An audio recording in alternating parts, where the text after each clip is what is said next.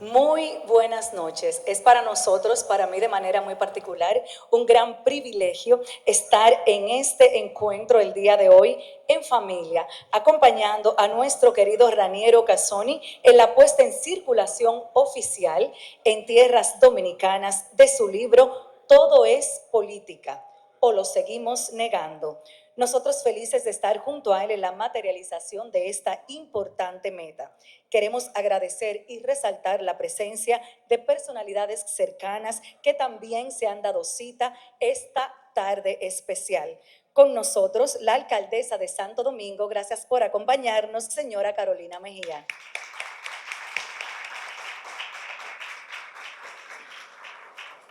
Agradecemos igual la presencia del ministro de Energía y Minas, el señor Joel Santos. Junto a él también la señora Carmen Ligia Barceló, diputada de la provincia de Tomayor.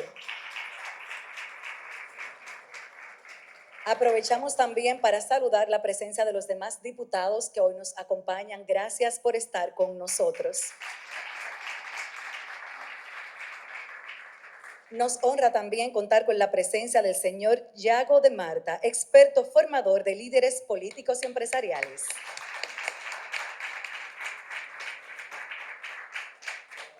El señor Edgar Gutiérrez, analista político y asesor de estrategia y exministro de Relaciones Exteriores de Guatemala. Muchas gracias por estar aquí.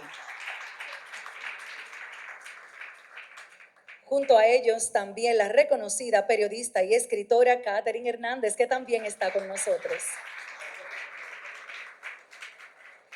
A todos ellos y de manera muy especial, por supuesto, al protagonista de este encuentro, nuestro querido Raniero Casoni, que está junto a su familia, para quien pedimos un fuerte aplauso, junto a su esposa, su niña, su madre y demás familiares que les acompañan. Válido mencionar también al equipo de CCD Consultores, quienes hoy además celebran su 10º aniversario y también están con nosotros. Mencionamos a César Boyero, a Naibelis Pérez, a Miguel Otañez, compañeros de batalla de nuestro querido Raniero Casoni, que también hoy nos acompañan. Antes de dar inicio formal a la agenda que estaremos agotando en el marco de este lanzamiento oficial en tierras dominicanas del libro Todo es política o lo seguimos negando, vamos a ceder la oportunidad para hacer una pequeña foto con las personalidades que hoy nos acompañan. Nuestro equipo de protocolo nos va a ayudar con la colocación de esta foto inicial, con la cual vamos a dar pie a la agenda que tenemos en este encuentro especial. Bueno, como ya hemos mencionado, hoy cada uno de nosotros nos hemos dado cita en este encuentro para ser testigos de la puesta en circulación en República Dominicana del libro Todo es política, o lo seguimos negando, autoría de nuestro querido amigo Raniero Casoni. Y justo haciendo mención del autor, queremos iniciar de manera muy especial este encuentro. Por esto, fuera de agenda, queremos invitar a su querida esposa a que pase aquí adelante y nos regale las palabras de bienvenida.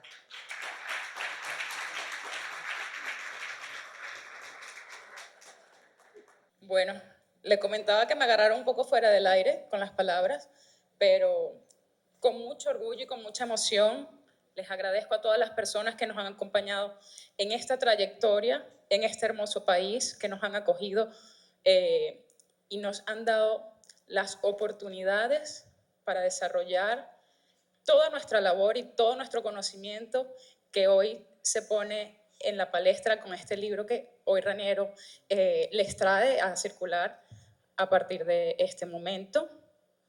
Quiero que lo disfruten, que lo lean y lo pongan en práctica para que entiendan que la política no es solamente lo que hacemos en el sector público, lo que hacemos en sociedad, sino que desde la familia, con nuestros hijos, vivimos en política.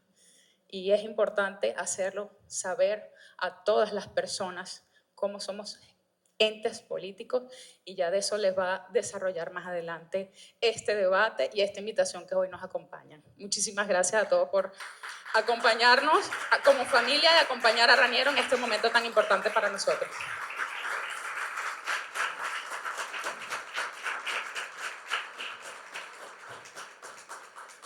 Muchísimas gracias, Isamar, por tus hermosas palabras. Qué bueno que la agarramos fuera de base, porque yo creo que ensayado no te iba a quedar tan bonito. Gracias por estar con nosotros. Señores, continuando con la agenda que tenemos, ya sí es tiempo de conocer un poquito más sobre nuestro querido autor y cada una de las cosas que tuvieron que suceder para poder escribir cada una de las páginas que hoy forman parte de la obra que estamos lanzando. Para eso, queremos invitar a la señora Carmeligia Barceló, diputada por la provincia de Atomayor, para que lidere este momento de socialización sobre el autor. Querida Carmeligia, por favor. Esta breve introducción sobre el autor, hablando de, bueno, saludando a las personalidades, porque esto es política. Y aquí precisamente no es que vamos a negarlo. Entonces, gracias a la alcaldesa del Distrito Nacional y, a mi juicio, próxima presidenta de la República, Carolina Mejía, por estar con nosotros.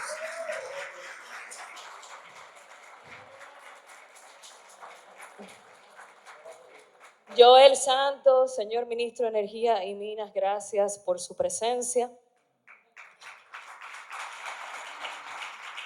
Doña Maritza Ortiz, presidenta del PAL, gracias también. Están aquí Eduard Veras, de la Comisión Nacional de Energía, Alfonso Rodríguez, viceministro de Energía y Minas. Están los consultores importantes a nivel nacional e internacional, Yago de Marta, Eduard Gutiérrez, la compañera y amiga Catherine Hernández, gran periodista venezolana que nos las hemos robado y la tenemos aquí en ejercicio.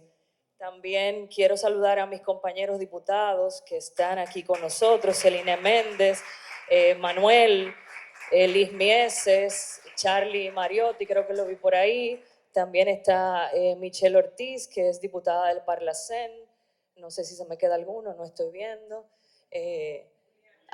Daritza Zapata, Juliana O'Neill, que andaba por ahí, Salmari Brito, Liz Mieses, hay algunos regidores, está Giancarlo Vega por ahí, lo alcanzo a ver, Guti. Bueno, déjenme ver, ¿quién más? Hay dirigentes de otros partidos políticos, está Rafael Paz ahí, de la Fuerza del Pueblo también. Bueno,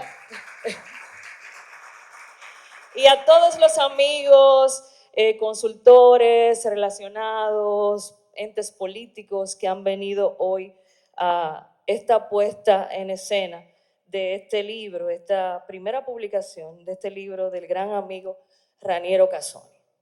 Miren, yo puedo decir muchas cosas de Raniero. Yo puedo decir que él tiene maestría en esto, que tiene maestría en aquello, que ha sido un consultor que ha trabajado aquí en República Dominicana, en Panamá, en Colombia, en Venezuela, casi una buena cantidad de los países sudamericanos.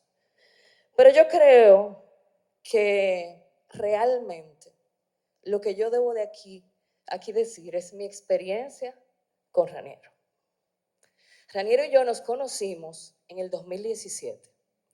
En ese momento yo trabajaba como estratega de comunicación y me enfocaba específicamente en el área de manejo de crisis mediática. Y coincidimos, él y yo, en un caso en que tuvimos que pelear con el ministro de Medio Ambiente de ese entonces, Francisco Domínguez Brito, para defender a una familia que se hizo muy querida para nosotros, la familia Guzmán Quirós, que tenían una tierra en Valle Nuevo y pues se había determinado que Valle Nuevo había que desalojarlo. Y se le pintó a ellos como los malvados de la película. Pero realmente era una familia que tenía décadas en la zona y tenía miles y miles y miles de metros de bosque conservado.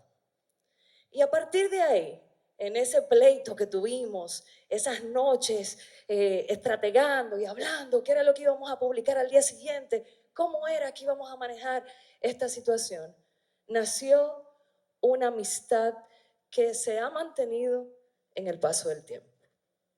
Y un buen día, en una de esas conversaciones, ya luego de que pasó esa parte de la consultoría, que nos quedamos amigos y de vez en cuando nos íbamos a tomar un trago y empezábamos a hablar de la política, de los políticos, de la República Dominicana, de la democracia, de Venezuela, de la situación en Venezuela, de cómo él veía que iba a la República Dominicana, pero sobre todo del ejercicio democrático. Un buen día, Raniero me pregunta, ¿y cuándo es que tú vas a incursionar en política?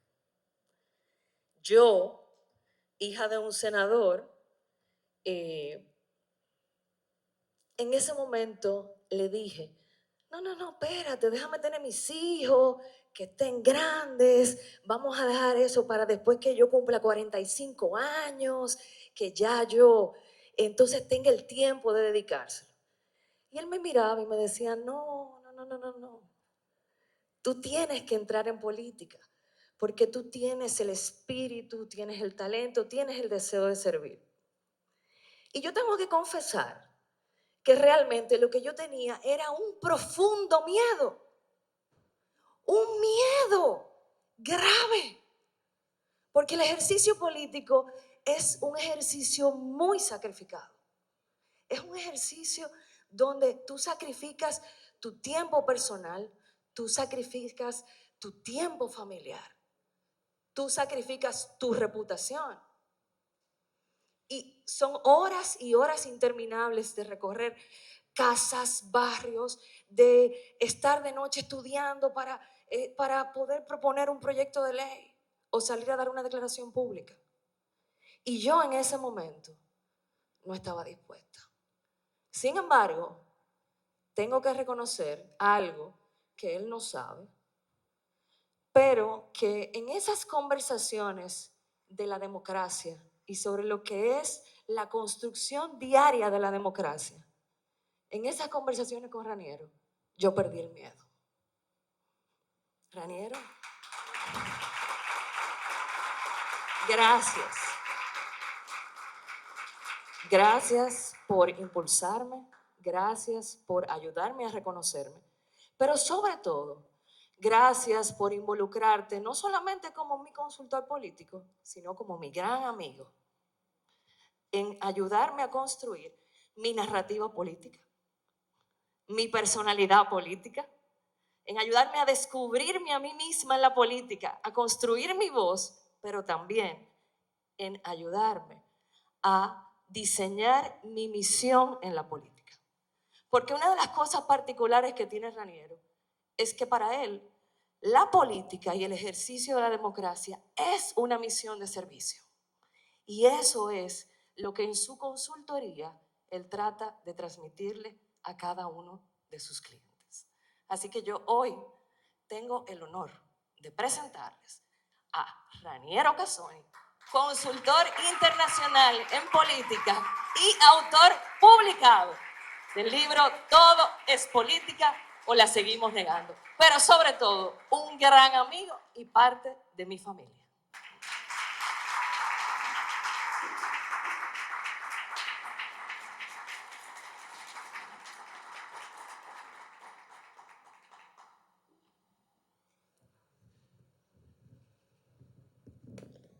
Wow, después de esas palabras como difícil hablar, ¿no? Primero agradecer a todos ustedes por venir. Aquí encuentro amigos, más que personalidades, son amigos. Amigos que nos hemos encontrado justamente en las lides de estar en la batalla política, en la que veo personas en las que han influido en mí de algún modo y en las que hoy se reafirma que he influenciado de algún modo también. Y yo debo confesarles cómo empezó esta carrera política. Por cierto, quiero saludar a cada uno de ustedes. Yo soy tiendo a ser disruptivo y no me gusta mucho el protocolo y he estado rigiéndome por este gran equipo a quien pido un aplauso de CCD Consultores, a Claudia por apoyarme, a Casey, que están acá, a Dayana Chavarría, a César, a Naibelis, a Miguel. Y me gustaría empezar, señor ministro, no, y ellos lo saben, cuando yo converso yo no les llamo a veces por el nombre, digo por el nombre del cargo, que además son circunstanciales. Yo los llamo por el nombre. Y eso hace que de algún modo genere una relación. Al único que yo le tengo una categoría de nombre es al señor don Ricardo Barceló, y eso obedece a otras lides, otro cuento. Pero yo les voy a decir quiero contarles una anécdota. Yo, recién graduado de la Universidad Central de Venezuela, tuve la oportunidad de ser invitado a dar clases inmediatamente. Yo no había recibido todavía el título de licenciado cuando ya yo estaba dando clases. Y recuerdo que la primera vez que entré al salón explico toda la materia de metodología, que supuestamente el tutor iba a estar al lado mío, pero no llegó y me tocó a mí solo. Lo primero que me dicen los alumnos es: profesor. Y yo, conmigo, es conmigo. O sea, soy yo el profesor. O sea, acababa de terminar de ser estudiante para que escuchara a mis propios compañeros empezar a decirme profesor. Y digamos, eso fue un cambio radical. Pero la experiencia importante de esa anécdota es cómo, cuando hice la pregunta a los estudiantes de ciencias políticas, ¿a quién le gusta la política? De 24 alumnos que estaban en el salón, solo 2 levantaron las manos. Y yo eché para atrás y dije, ya va. ¿Cómo que ustedes están estudiando ciencias políticas y no les gusta la política? No, no, no, profesor, es que no me gusta la política partidaria. Y bueno, entendiendo además cómo está Venezuela, pues entendía el miedo que tenían, pero no lo justificaba. A lo largo del camino me encontré, no solo en República Dominicana pasa muy poco con los candidatos, pero sí me pasaba en otros países que me encontraba con candidatos que se negaban a sí mismos y decían, no, es que yo no soy político. Y yo, amigo, ¿y usted sabe en lo que está? Sí, sí, claro, voy a aspirar. ¿Y para qué quiere el poder? No, porque quiero ayudar a la gente. Entonces no es político. No, no, no, yo no soy político. Wow, es que era un tema, ¿no? Y yo decía, pero es que no están entendiendo en lo que estamos. Y cuando vamos a los empresarios, que a veces hablamos de consultoría política con los empresarios, cuando tú le hablas una consultoría política para una empresa, ¿para qué? Tú no tienes relaciones con la sociedad. No hay responsabilidad social empresarial. Pero lo peor de eso no es encontrarse nada más con empresarios, con políticos, es que la expresión genuina, lo hablábamos hace un rato, de la misma gente es que, no, es que a mí no me gusta la política. Y yo recuerdo en Venezuela, en el momento donde más yo quería activar a la gente, me encontraba con una respuesta que es demoledora. Es que si yo no trabajo hoy, mañana no como. 7 millones de venezolanos han estado migrando a partir de entonces. Entonces ahí hay un primer argumento de por qué el libro empezó a construir en mi cabeza por qué tenía que hacerlo. El segundo, no menos importante, es que la política ha dejado de ser política.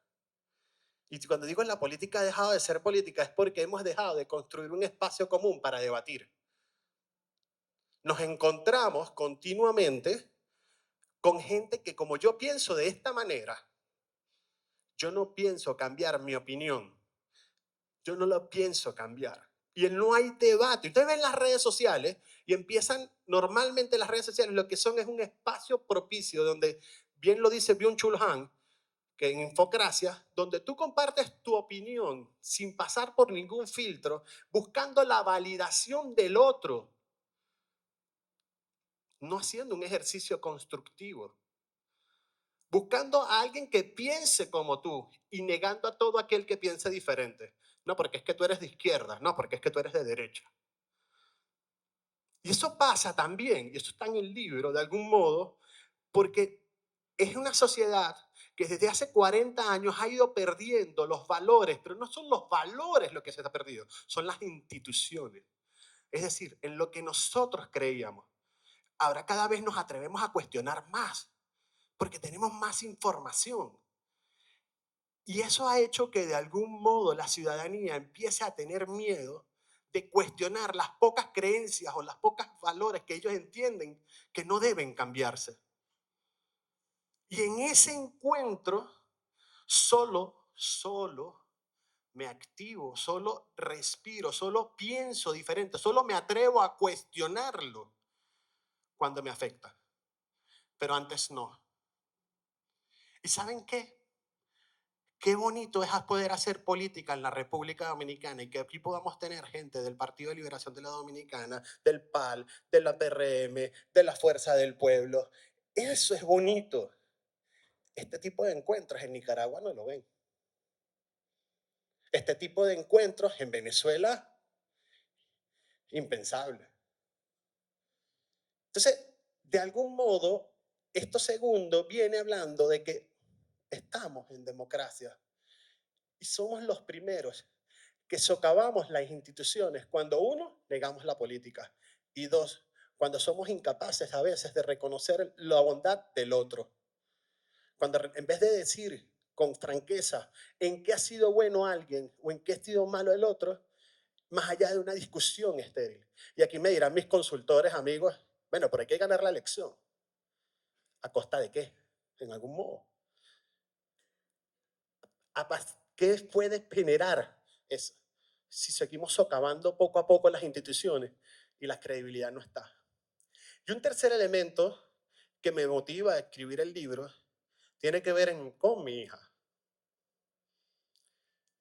Y les cuento. Y tiene que ver con los juicios. Normalmente te encuentras que el problema está en los juicios, en todos los debates, que somos un poco susceptibles a debatir. No debatimos. Y les cuento por qué con Isabela. Y lo hablaba con Carolina a propósito de, porque hay una anécdota muy bonita. Isabela con 5 años, tiene hoy 9, le dice a su mamá que quiere ser alcaldesa. Y la mamá le dice, pero ¿por qué no le dices a tu papá que trabaja en eso? Isabela fue conmigo con medio miedo, decirme, papá, cuando yo sea grande quiero ser alcaldesa. Y yo para retarle le digo, ajá, ¿y qué propones como alcaldesa? Y me dice, abrir todos los hidrantes para que la ciudad tenga arcoíris. Una propuesta muy buena que Edgar en su momento incluso me comentó, yo voto por ella. Con el tiempo yo pensé que se le iba a olvidar porque ustedes saben el compromiso de que nos conocemos la política, lo difícil que es hacer política, por todo lo que ya les describió Carmen Ligia.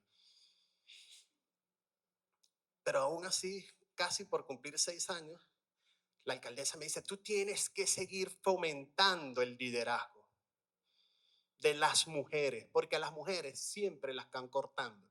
A las mujeres les cortan las alas y tú tienes que promoverla, tienes que incentivarla. Y yo, sí, no hemos hablado del tema, está chiquita, ¿no? Pensaba yo dentro de mi cabeza, pero qué profundo ese mensaje. Y yo le digo, bueno, justo dentro de 12, es más, llévala un día al Palacio Consistorial. ¿Tú la has llevado? Yo, no. Yo le digo, bueno, vamos a hacerla. Ella, dentro de 2 semanas, cumple años. Y ella le dice, bueno, pues, escríbeme el lunes y te confirmo para que vaya el día de su cumpleaños. Me confirma. Cuando voy a la noticia con Isabela, en su cumpleaños número 6, le digo, Isabela, te invitaron al Palacio Consistorial. La alcaldesa te invitó al Palacio Consistorial. Y me dijo, ¿las alcaldesas tienen palacio? Y yo, no todos, pero sí, parece que sí, yo no lo conozco. ¿Y tienen alfombras rojas? Y yo no lo sé, pero lo vemos allá. En efecto, fuimos, la pasó maravilloso.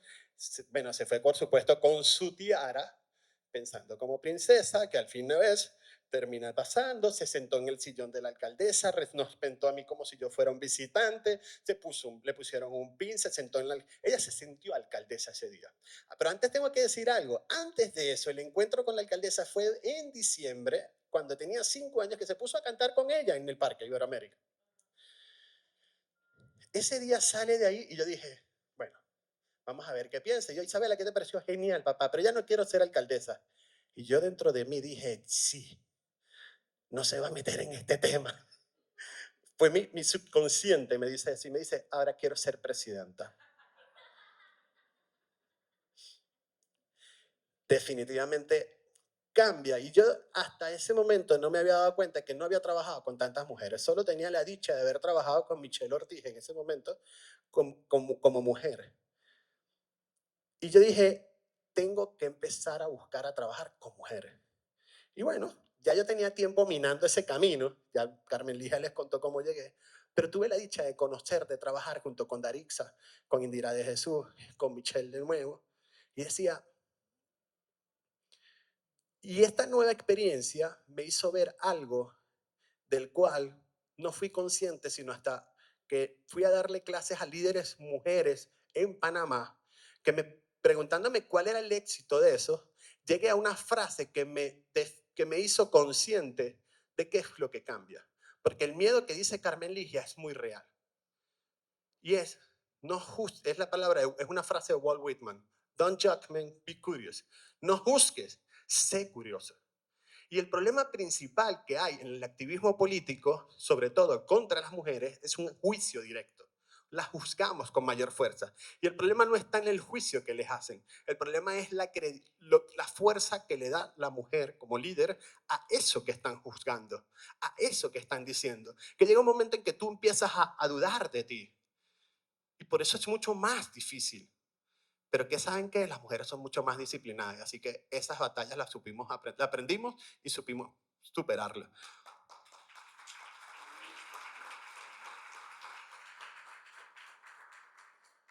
Pero ese juicio es lo que nos está condenando como sociedad. Porque al final, si no creo en la política, no creo en las instituciones, si al final yo soy dueño de mi verdad y no soy capaz de debatirla, porque tengo miedo de que lo que yo piense sea mentira y trato de no cuestionarlo y por eso no acepto otra idea que no sea correcta. Cuando entramos en el juicio es peor, porque el juicio ya determina una acción donde ya no estás viendo hecho. Y yo estoy en un grupo donde yo empecé a explorar. Hay muchos de izquierda, unos dos de derecha. Y yo empezaba a hacer como tratar de que ellos mismos dentro de sus burbujas empezaran a analizar si habían hechos positivos en sus bandas contrarias. Ninguno lo aceptaba, porque el juicio es que no es que es de derecha, no, es que es de izquierda, o es que es la oposición, no, es que es el gobierno. Y ese juicio termina por socavar la credibilidad. No estamos viendo los hechos. Estos tres elementos, cuando yo me encuentro con empresarios que dicen, no, es que eso lo tiene que resolver el gobierno. Allí yo me acuerdo de una anécdota de don Ricardo. Es que el problema del vecino, si no lo atendemos a tiempo, llega a mí. Entonces, si nos hacemos ciegos a eso, en algún momento me toca resolver.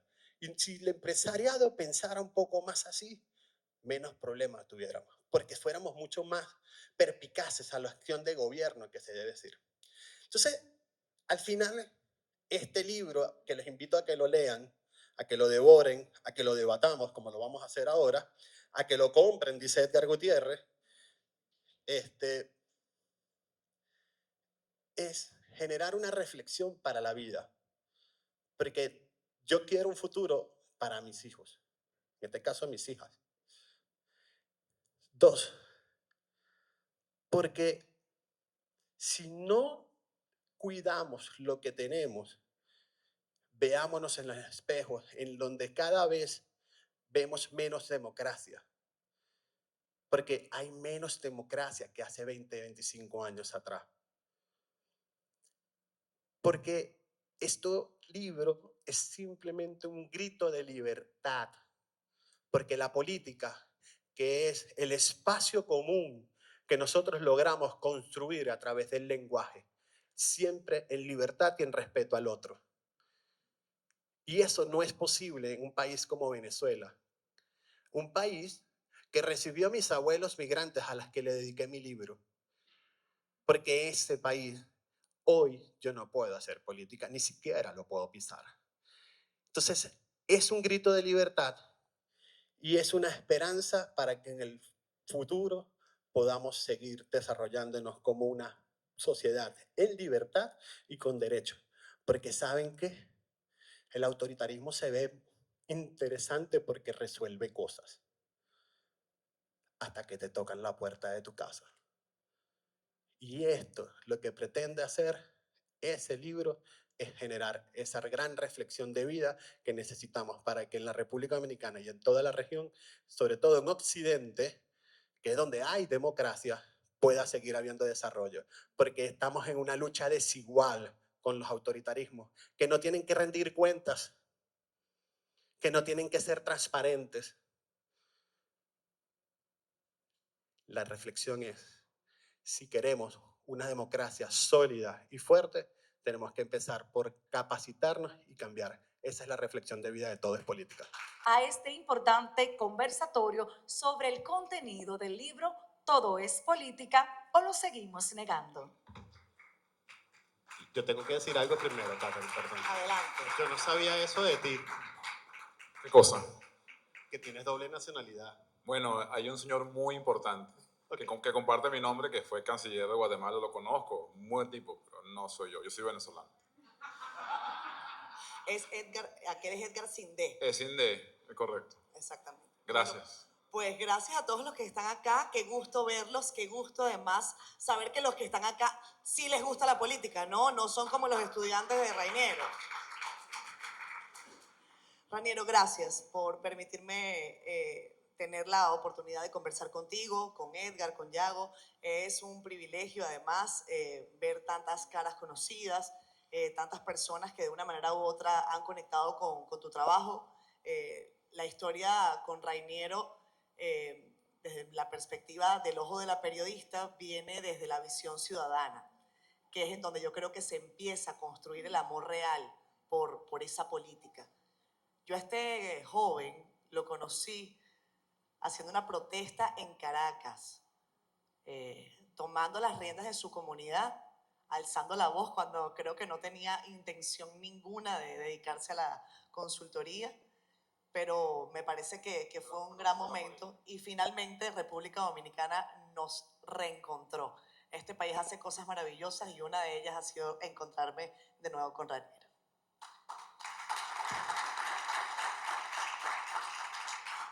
Bueno, yo tengo el compromiso de hacer que estos caballeros digan la verdad. Yo tengo un programa que se llama Siendo Honestos. Así que No podemos mentir. la primera verdad que debo decir antes de que ellos me expongan es que yo no he leído el libro. Pero por lo tanto, yo voy a pedirle, ya Rainiero hizo una exposición, creo, bastante amplia, y tengo una primera pregunta para él. Y con esto, caballeros, si ustedes me permiten, porque para ustedes tengo una batería larga, pero para Rainiero en principio, este título, ¿todo es política o la seguimos negando? ¿Acaso la negación no es también una decisión política? Claro, pero no consciente. No consciente porque al decirlo no sabemos el daño que estamos haciendo. Una cosa es hacer el contraste de que no eres político tradicional y otra cosa muy distinta es decir a que no soy político. O sea, nosotros tenemos que reconocer lo que somos y cómo lo somos y tener que hablarle con claridad a la ciudadanía de algún modo. Y eso es lo que buscamos con este libro.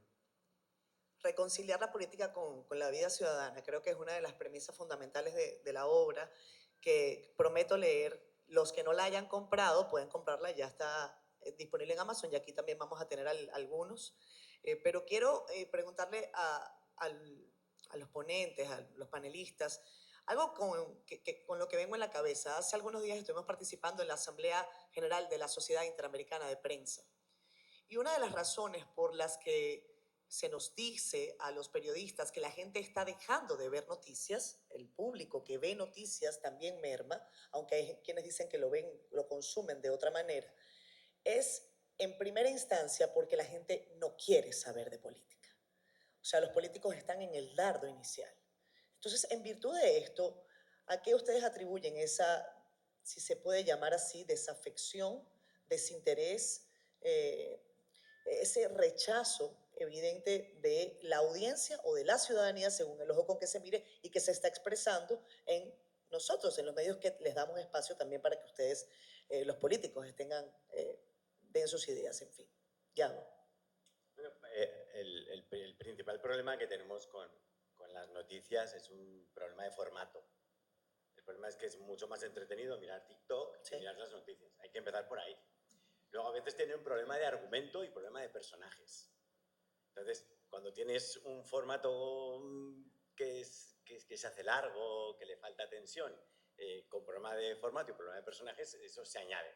Y luego es verdad que hay gente que está en su casa y tienes razón cuando piensa que el político no piensa en ellos. O sea, no sienten que la película hable de ellos, no siente que hable de sus problemas, no siente que hable de lo que le pasa. A la política a menudo le falta relevancia, que es hacer que la persona se sienta protagonista de esa narración. Y ese trabajo es de acá, es de allá y es de todos juntos. Pero puede haber noticias que hablen de cosas muy importantes que si no siento que hablan de mí, de lo que me importa a mí, se vuelven irrelevantes. Me gustaría tener un momento luego para poder hablar de este autor, de lo importante que es lo que ha hecho. Adelante. Pero, si quieres para la siguiente pregunta. No, pero que si no hablo mucho. No. Edgar, ¿Quieres que responda a tu pregunta? adelante. Yo pensaba también hablar de Raniero, pero tu pregunta es buena. Mi reflexión va, incluso se la hago como pregunta a Raniero. El problema es que el sistema está roto.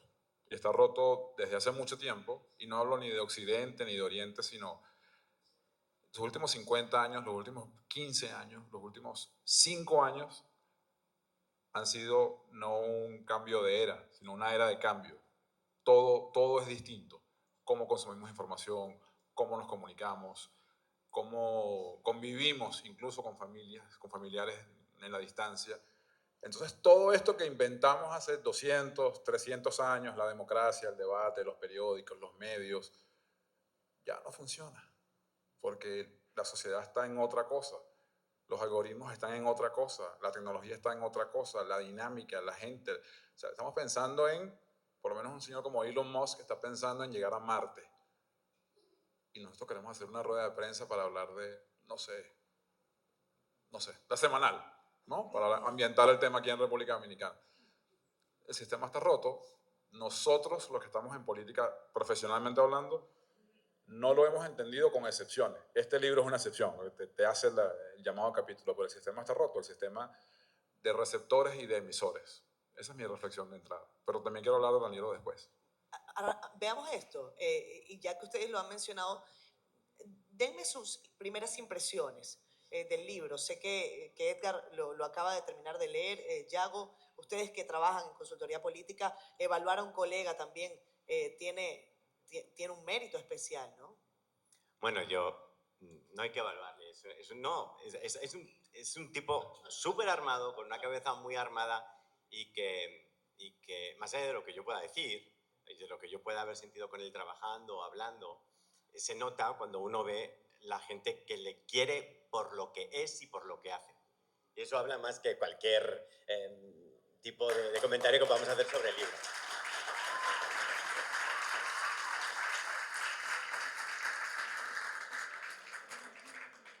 Raniero es una persona que analiza las cosas desde arriba muy bien, establece mapas muy bien, es capaz de trabajarlos después desde abajo, llenándose las manos de barro. Y el libro es eso. El libro es un mapa, es un gran mapa en el que de repente hace aproximaciones hasta muy abajo, llenándose las manos de barro y llenándonos las manos de barro. Yo con Edgar lo hablo muy frecuentemente. Parto de una premisa en la vida. Si hay una persona que ha dedicado meses y toda una vida de acumular conocimientos y plasmarlos en 200 y pico páginas, tengo la obligación de leerme lo que ha escrito ese señor. Y tengo la obligación porque lo ha escrito muy bien, lo ha escrito esforzándose para que lo entendamos. Hay muchas cosas que lo hacen diferente. Una persona que dedica el libro a sus abuelas. Eso es una declaración política de las más importantes que hay. Dedicar tu libro a tus abuelas. Hay dos tipos de personas. Las que se acuerdan de los abuelos y los que no. Y él es de los que sí.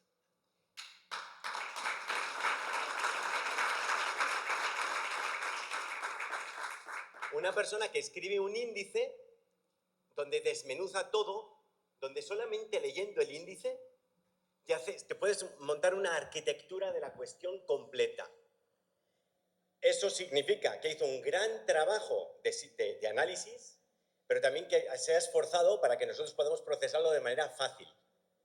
Cada mini capítulo es francamente corto. Está escrito como un libro de James Patterson en ese sentido, para que uno avance rápido en el libro. Es un libro que no solamente se centra en los problemas, se esfuerza en plantear soluciones, se moja dando soluciones. Y eso también es digno de mención porque no es sencillo. Y creo que tu siguiente libro debería ser la extensión del último capítulo de este libro. Y si yo me tuviera que centrar en algo, me centraría en los capítulos 2 y 5. En la política en democracia y en la política digital. Porque es entre la conexión de ambas donde nos encontramos ahora. Entre una sociedad que da la espalda a la política, que no le interesa la política, que desdeña a la política y a los políticos, y por otro lado, el cambio de los formatos, el cambio de la propia realidad del individuo, que se sirve por sí mismo para proyectar y para transmitir lo que desea a través de redes, a través de su proyección en sus plataformas, y no necesita el político para decir nada. Eso ha cambiado todo. Y luego, la llegada de la tecnología. La tecnología ha venido a cambiarlo todo en estos últimos años. Podemos hablar de los últimos 5 años, como decía Edgar. Como planteaba Jonathan Haidt, las redes sociales nos han hecho blanco o negro, nos han hecho extremos, nos han hecho que rechacemos al de enfrente, que solo queramos escuchar a los nuestros. Nos ha hecho, en definitiva, menos democráticos. Y por otro lado, y este libro me lo recomendó Edgar, es La ola que viene, de Suleiman. En toda la historia, primero llegan los cambios tecnológicos y luego se han dado los cambios materiales, primero, porque no los llamaríamos tecnológicos en un principio, pero cambios materiales tecnológicos y luego los cambios en el Estado y cambios en la política. El tren y la máquina de vapor. No, primero la imprenta facilita la creación de culturas homogéneas, homogeniza también los lenguajes y facilita la creación o el nacimiento de las sociedades de los grandes estados. El vapor, el tren acercan las distancias y eso supone una mejora de la administración, pero ahora estamos con la llegada de la inteligencia artificial y los retos que eso supone. Retos para los que, y aquí es más necesario que nunca el libro, para los que tenemos un mapa muy claro de qué es la política, de qué es el Estado y qué es el papel de los ciudadanos en este escenario, o va a ser imposible que enfrentemos esta ola que viene. Así que, bueno, pues leer este libro ya no es una cuestión cultural, es un imperativo, es obligatorio. Muchas gracias. Edgar, en tu caso. Me la pusiste difícil. Canciller de Guatemala. Pobre señora. Y es un buen tipo, además, debo decir. Exacto. Con D. Me voy a extender un poquito, señora Catherine. Adelante. Primero tengo un comentario personal, biográfico. Yo tuve el privilegio de ver el primer día de clases de Ciencias Políticas en la Universidad Central de Venezuela. A este señor tenía cabellera por aquel entonces. Hay un cuento bonito sobre eso que tú lo cuentas mucho, yo me lo reservo. Me tocaba a mí darle como la inducción, éramos varios compañeros, me tocaba dar la inducción a los jóvenes que ingresaban a esas aulas a decirle qué es lo que les viene, ¿no? Y yo, en mi crudeza, les dije lo que pensaba. Y bueno, tus comentarios son siempre muy bonitos y yo nunca olvido eso. Eso es una fuente de inspiración para mí, lo que tú me has dicho. Y estar aquí hoy presentando tu libro, a mí me emociona mucho, me llena de orgullo, me honra que me hayas invitado. Tengo que decir que lo he comprado 2 veces. Lo compré en físico en Amazon, en tapadura, y regalé esa copia, se lo regalé a Erika Cáceres, una colega que te admira mucho y que contribuyó a este libro, y después lo tuve que bajar en digital en Kindle y terminé de leerlo hoy en la mañana en mi vuelo número 129. Es un libro, no es un libro sencillo, porque lo que toca es bastante denso. No quiere decir que no esté muy bien escrito, que lo está, muy didáctico, yo me sentí, Raniero, tú me vas a entender con lo que te voy a decir, me sentí releyendo La condición humana de Hannah Arendt.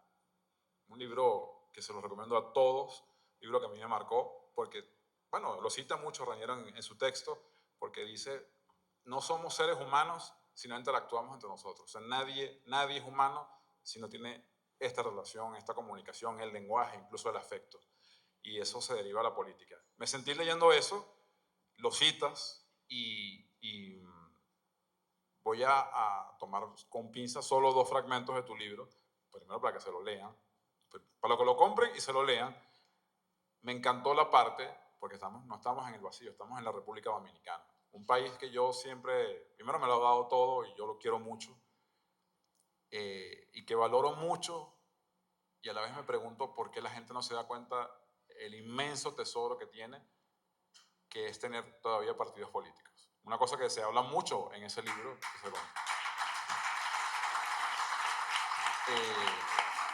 les hablo a una persona que viene de un país que perdió su democracia. Y a mí cuando me preguntan mucho sobre la República Dominicana, digo, la República Dominicana es Venezuela 1988, donde era un sistema de partidos, donde las cosas funcionaban con problemas, evidentemente, pero donde el conflicto político o la política, digamos, institucional se encapsulaba en 2, 3 partidos, y eso se derrumbó, y esa es la causa de todo lo que han visto en estos últimos 35, 40 años. Digo eso porque este libro tiene un segmento muy propositivo, es una guía, de hecho él tiene la humildad de decir que no es mi propuesta, sino es una guía para partidos políticos. Si yo fuese el presidente de un partido, secretario general de un partido, tengo que hacerte propaganda, amigo, colega, yo buscaría un consultor como Raniero que la tiene clara, porque hay cosas que dice sobre sensaciones, sobre relatos, sobre conexión, sobre organización, sobre modelos, que creo que vale la pena que en este país es de los pocos, de los 2 o los 3 que quedan en América, donde quedan los partidos políticos todavía vivos. Eso yo lo rescataría y me parece excepcional la guía que propones. Me imagino que tendrás todo un desarrollo sobre eso muy profesional. Y ya al finalizar el libro, Raniero hace una reflexión que es muy amarga, pero a la vez muy, muy sincera y muy real. Él dice que las nuevas generaciones no le interesa la carga valorativa ni emocional de la democracia, sino lo que quiere son resultados, que es el gran desafío. En este país, ese mar de fondo está. La juventud se está desconectando como la conocíamos hace 10, 15 o 20 años en este país. Las juventudes de los partidos no son como lo eran antes. Ustedes lo sabrán mejor que yo. Cuando Raniero hace esa reflexión sobre que la democracia tiene que brindar resultados, es que conecto con lo que dije al principio, que el sistema está roto y los que hacemos política, los que toman las decisiones, nosotros proponemos, sugerimos cosas, pero los que toman decisiones tienen que entender que el mundo está cambiando tan rápido que si no escuchas a la gente, y me quedo con esta reflexión, toda política que hagas va a carecer de sentido, va a ser un grito ahogado en el silencio. Felicidades, amigos.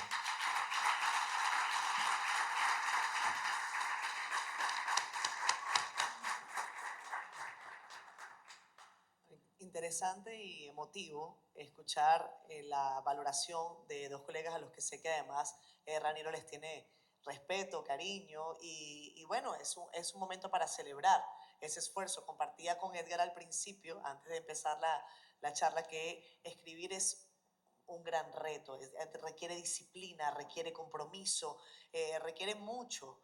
¿Cuántos de nosotros no hemos querido escribir, así sea una carta al niño Jesús, y nos quedamos por la mitad? La verdad es que es un gran esfuerzo, y creo que hoy todos los que están acá de una manera u otra, Raniero, lo reconocen, y ojalá que este libro además sea un gran aporte para el ejercicio de la política y sobre todo para la construcción de la democracia, que es a fin de cuentas a lo que aspiramos.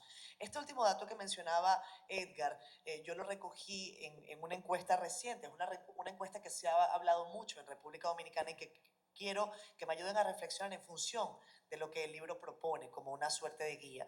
Y es esta lógica, este 43% de los ciudadanos en República Dominicana que acepta que los gobernantes puedan pasar por encima de la ley si resuelven los problemas del país. Entonces, ¿cómo o qué propone el libro en función de tu investigación, Raniero, que pueda arrojar algo de luz a este escenario particularmente preocupante? Bueno, primero, volver a reiterar las gracias por aceptar la invitación de Edgar, Yago, Catherine, que además no es un panel al lado de los pelos, que no los tengo, por cierto. Es un panel que todo el que ha participado de algún modo tiene un espacio en mi corazón porque de algún modo han influenciado. Yo veo a gente acá que no los pudieron saludar porque quizás no habían llegado, pero quiero saludar a Darío Castillo, a Elías Bae, a Omar Corporán, a Joel Díaz, que está acá, a Nidia Paulino, la presidenta de la COP saliente, que me honra que esté acá. Pero escoger estas tres personas acá tiene un significado para mí. Primero, a Catherine, que la conocí justamente en esa protesta ciudadana. Y para mí encontrarme acá con ella fue conectar, porque además fue un tema muy difícil, era contra Chávez, era luchar contra una expropiación sobre donde iba a ser mi apartamento en Venezuela. Cosa que logramos superar, no se hubo la expropiación. Y de eso te convirtió también en un caso de estudio y pude participar lo llevé como un caso muy particular al CLAT, de cómo la participación ciudadana puede hacer cambios aún contra las dictaduras.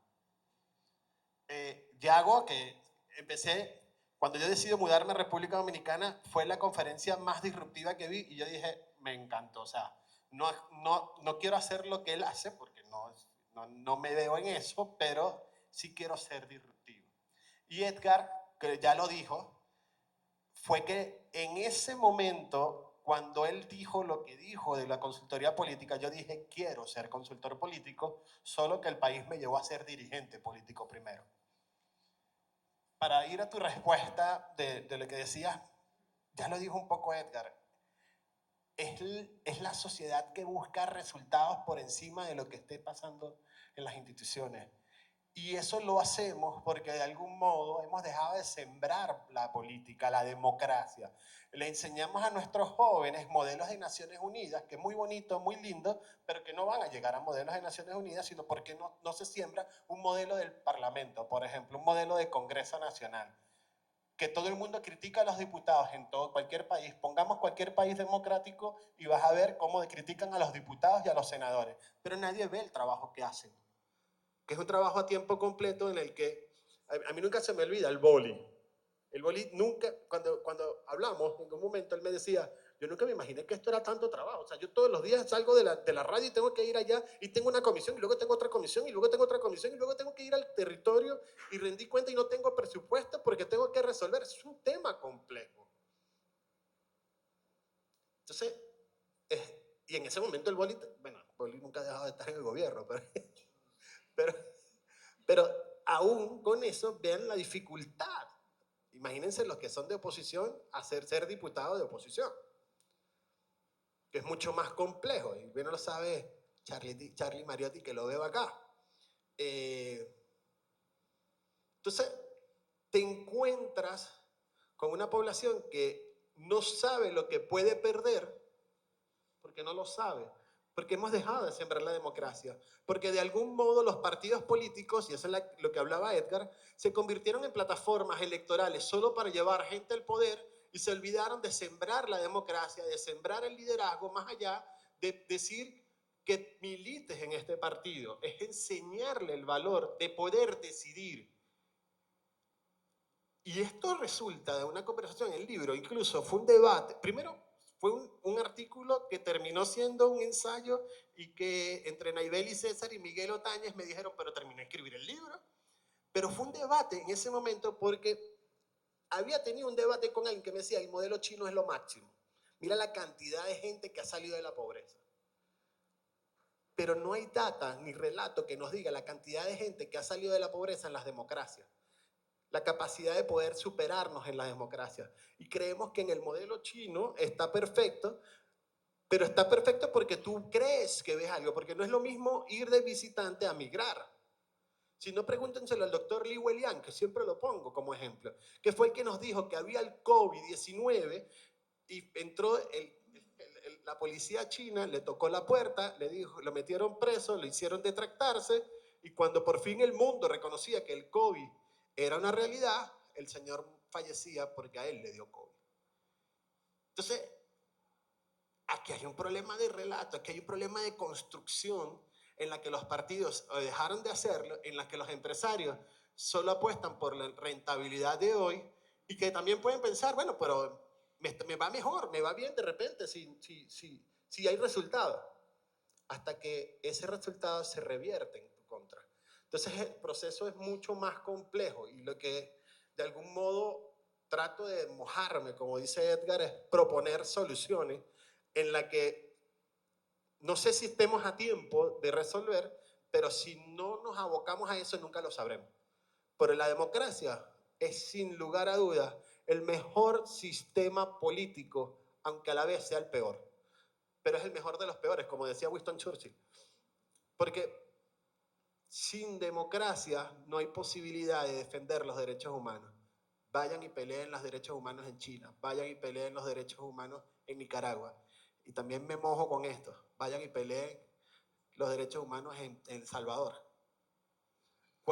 Y vayan y peleen contra Trump que también está teniendo un rasgo muy autoritario, donde está marcando, y ese farol de la democracia que todos creían que más por el ejemplo que por los hechos, también lo estamos viendo perder.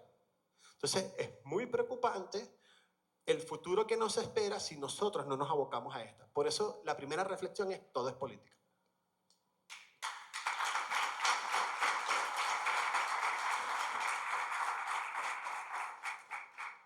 Yago.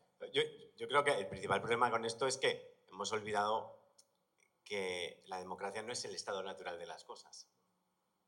Pero la gente cree que sí.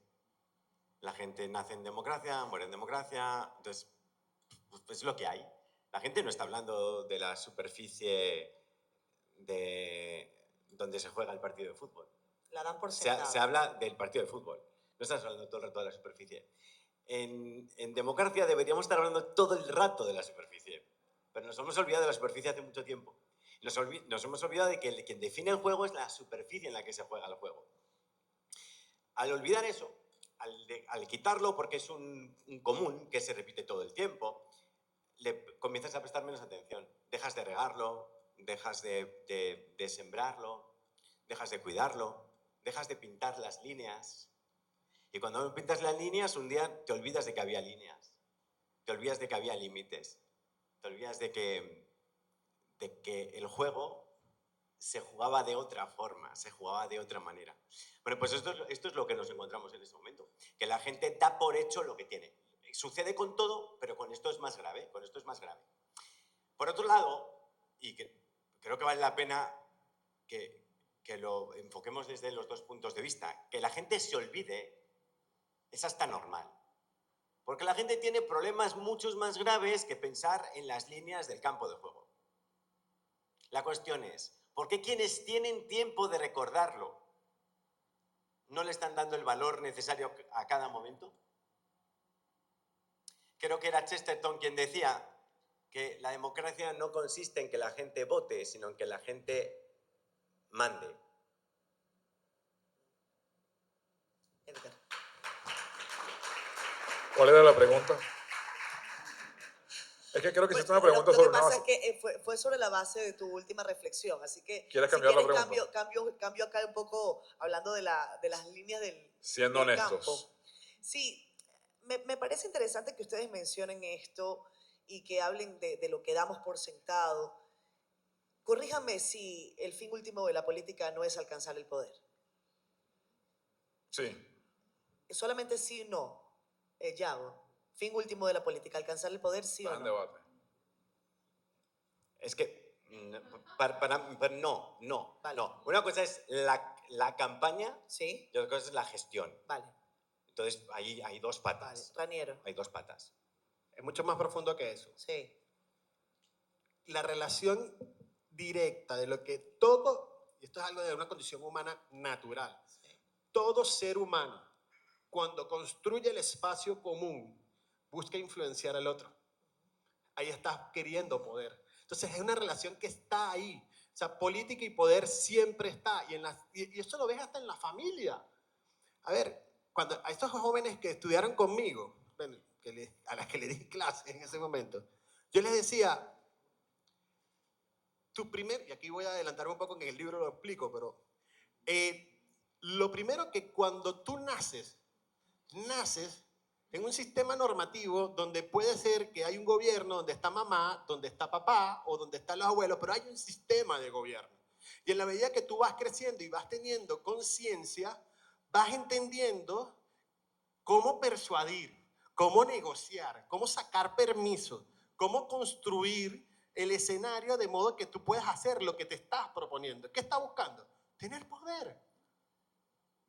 Les hacía esa pregunta que sé que es mucho más profunda que sí o que no, pero era para dar paso a lo siguiente.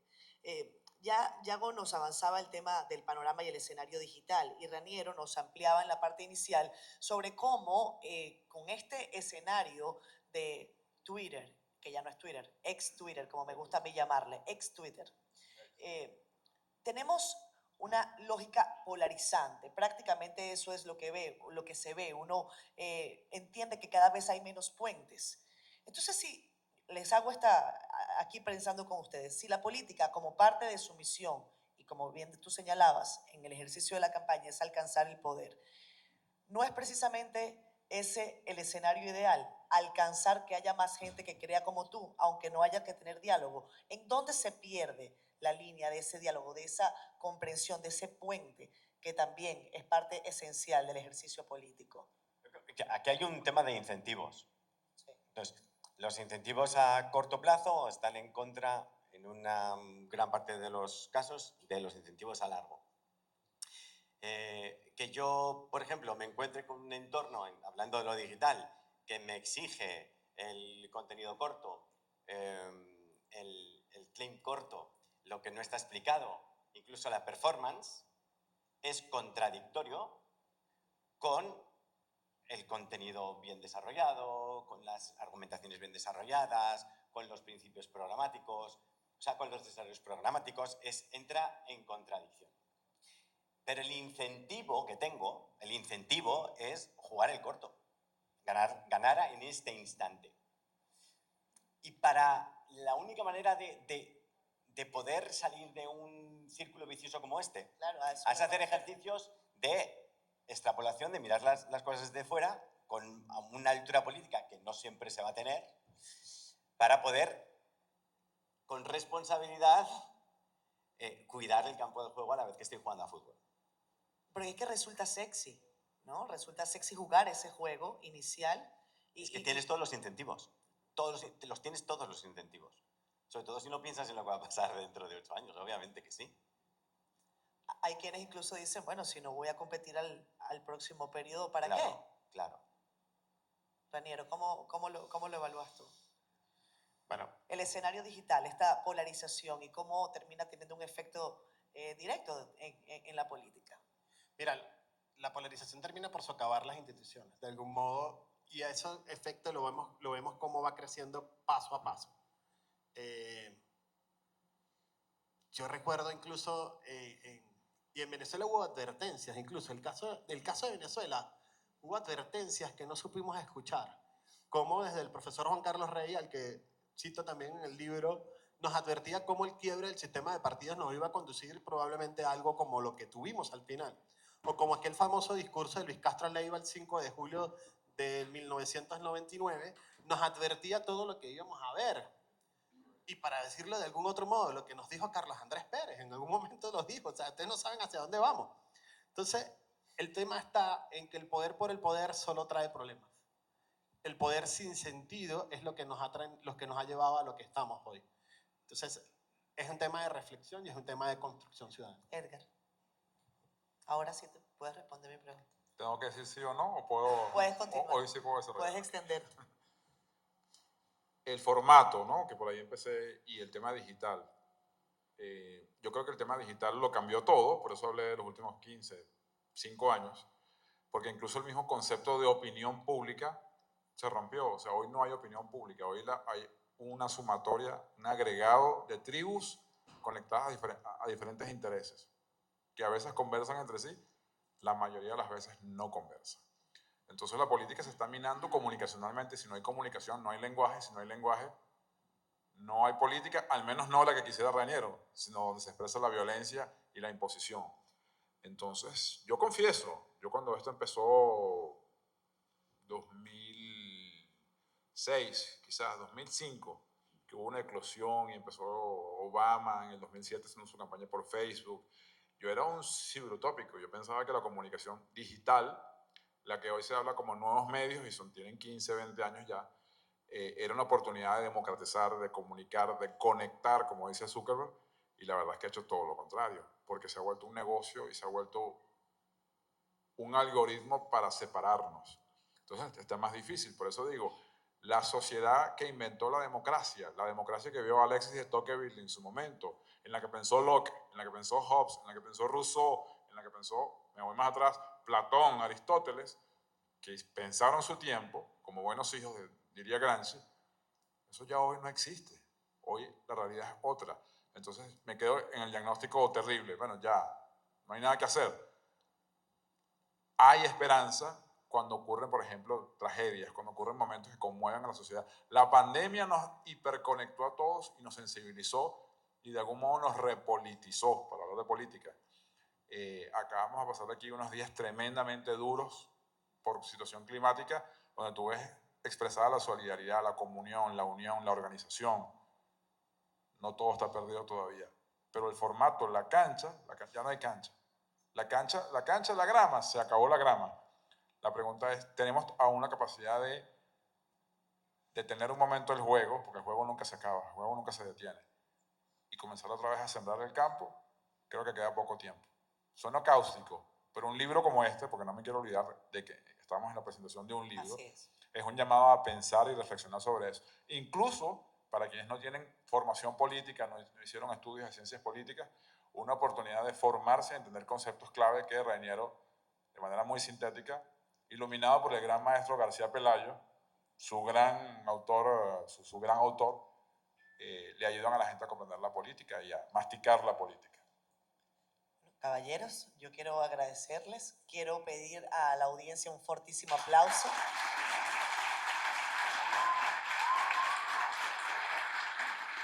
Le agradecemos a todos los que nos han acompañado. Vamos a dejar un poquito de espacio para que además puedan aprovechar el tiempo a hacer las preguntas a Raniero, que tengan espacio además para firmar los libros. Gracias a todos, gracias por seguir haciendo el trabajo que hacen. Sabemos que no siempre la recepción es grata y muchas veces también sí lo es.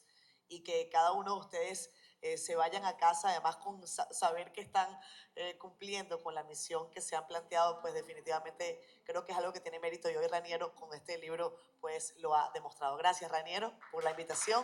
Gracias a todos. Muchas gracias. Muchas gracias.